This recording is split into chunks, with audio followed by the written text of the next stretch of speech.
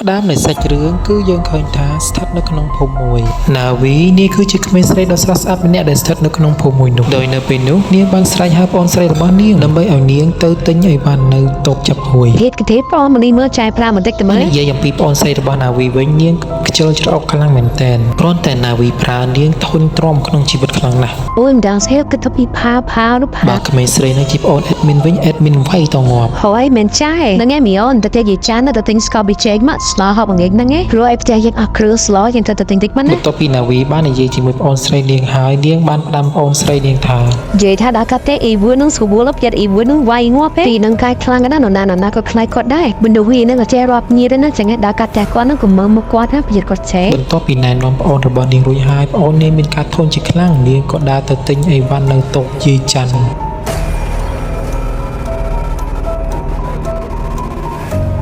បន្ទាប់ពីដើរសុកកាត្រៀតក៏ដើរកាត់ផ្ទះពូសន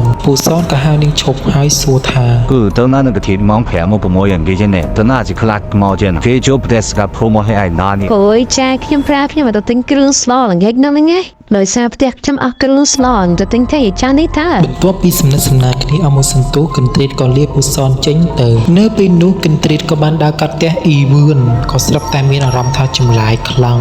នាងដើរសុកក៏ក្រឡេកទៅមើលផ្ទះអ៊ីវឿននោះហើយក៏មានអារម្មណ៍ថាចម្លែកពីព្រោះមានក្លិនស្អុយចេញមកពីក្នុងផ្ទះរបស់អ៊ីវឿន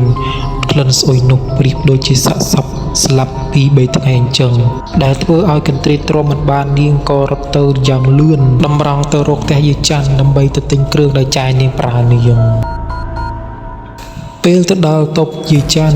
ទសួរនាងទិញអ្វីនាងក៏បានឆ្លើយទៅតាមអ្វីដែលចាយរបស់នាងបានប្រើនាងឲ្យទិញ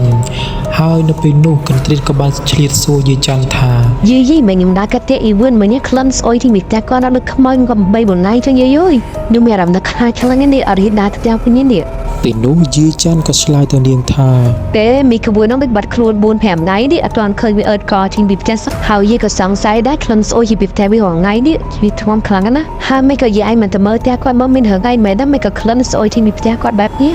ខ្ញុំសង្ស័យដល់យាយ